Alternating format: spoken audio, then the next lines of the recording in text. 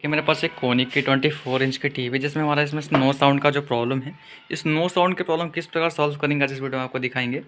इसमें हमारा सिर्फ कड़कड़ाहट की आवाज़ आ रही है हल्की हल्की, लेकिन हमारा जो साउंड है नहीं आ रहा। तो कस्टमर की प्रॉब्लम ये है कि इसको 2-3 बार इसको बनवा चुका है, लेकिन जो साउंड की प्रॉब्लम है सॉल्व नहीं हो रही। ये देखिए, इसको टेस्ट कर रहा हूँ कि किस तरह से कड़कड़ाहट की आवाज़ आ रही है। और हमारा टीवी वाले रिमोट से भी आवाज़ इसकी वॉल्यूम जो है फुल है। थोड़ा सा आपको और इसका वॉल्यूम बढ़ा के दिखा देना चाहते हैं। ये देखो 99 पर वॉल्यूम करके रखा है कस्टमर ने। तो इसमें हमारी जो ऐसी समस्या है, तो इस समस्या को किस प्रकार से फिक्स करें जिससे हमारा परमानेंट जो इलाज हो जाए। तो इसके लिए मैं इसके जो लगी हुई आईसी है उसको रिपेयर नहीं करूँगा। इसमें हम एक अलग से मॉड्यूल बना के लगा देंगे जिसका नंबर 772, इस आईसी का नंबर 7297 है। काफ़ी अच्छी क्वालिटी का, काफ़ी तगड़ा साउंड निकलेगा। तो इसको मैं आज इस वीडियो में दिखाऊंगा कि इसको किस प्रकार से फिक्स करें। बाकी लीड वगैरह सब कुछ मैंने लगा कर रखा। चलिए इसको ओपन कर लिया। ये रहा इसका मदरबोर्ड और ये रहा इसका साउंड सॉकेट।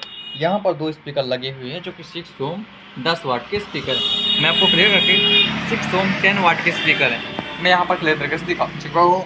अब इसको किस प्रकार से फिक्स करेंगे तो मैं आपको बताता हूँ। सबसे पहले देखिए क्या होता है, इसका जो आईसी का नंबर है आप देख लें क्लियर करके। इस जगह पर मैं क्लियरिटी के लिए फ्लैश लाइट को भी ऑन कर लूँगा और इसका आईसी का नंबर जो है क्लियर करके आपको दिखा देता हूँ। यदि आपको आईसी का नंबर नहीं दिख रहा तो मैं आपको बताना चाहूँगा, इसका नंबर है 331188। मतलब हमारे 3118 का आईसी लगा हुआ है। तो इसका आप डाटा सेट निकाल कर इसका इनपुट आउटपुट भी देख सकते हैं। अगर आपको डाटा सेट निकाल कर भी इनपुट आउटपुट देख सकते हैं। अगर आपको यहाँ से बहुत ज़्यादा तकलीफ होता है इनपुट आउटपुट सिग्नल के लिए, तो मैं बताना चाहूँगा ये तो आप स्पीकर आउटपुट वाले कनेक्शन में आप लगा देंगे जो आपका ऑडियो सर्किट है। इसमें हमारा जैसे स्पीकर के जो पॉइंट है इसमें हम कनेक्ट कर देंगे। जो इसमें ऑडियो इनपुट के पॉइंट है, इनपुट को हम क्या करेंगे, जो यहाँ पर एक हेडफोन लगाने का ऑप्शन दिया हुआ रहता है, देखिए एक पोर्ट ये है, एक पोर्ट ये है, तो इसके माध्यम से हम कनेक्ट कर लेंगे। चलिए मदरबोर्ड को ओपन कर लेता हूँ। 12 वोल्ट जो सप्लाई देने का पॉइंट है, 12 वोल्ट के लिए ये सॉकेट दिया गया है। अब आप बोलेंगे कि इसमें हमको कैसे पता चलेगा कि निगेटिव कौन सा है पॉजिटिव कौन सा है।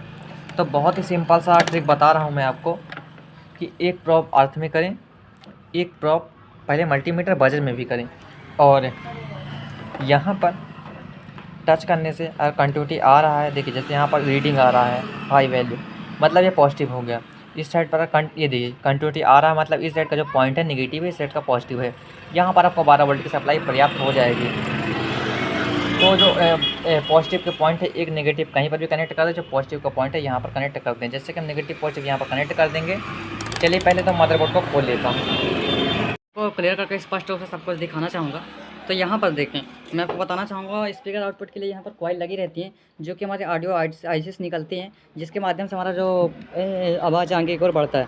दोनों चैनल की आवाज़ मैंने निकाल दी है, मतलब एक आउटपुट में दो तार के लिए अलग अलग कॉइल लगी हुई है। दोनों तार को ओपन करने के बाद आईसी से कनेक्शन डिस्कनेक्ट हो चुका है।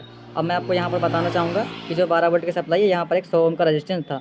मैं यहाँ पर आपको क्लियर करके दिखा रहा हूँ, इसलिए फ्लैश लाइट को भी ऑन कर देते हैं। फ्लैश लाइट को ऑन करने के बाद यहाँ पर एक कैपेसिटर मिलता है 470 और उसका वैल्यू 16 वोल्ट है। और इसके बाद यहाँ पर एक पॉइंट है, यहाँ पर एक 100 ओम का रेजिस्टेंस था जिससे मैंने रिमूव कर दिया, जिससे कि हमारा आईसी में ओवर हीटिंग की वजह से हमारा दिक्कत आगे चल के ना बने और हमारा आईसी शॉर्ट सर्किट का मसला ना क्रिएट करे। यहाँ पर इसकी लाइन डिस्कनेक्ट करने के बाद ये हमारे स्पीकर पर कोई भी कनेक्शन नहीं बता रहा था। जब कोई कनेक्शन नहीं बता रहा होगा तो आपको क्या करना होगा, जो आपके पास जो भी आप मॉड्यूल लगाना चाहते हैं उसके जो आउटपुट के स्पीकर आउटपुट के पॉइंट हैं, जैसे कि हम आपको दिखाना चाहेंगे।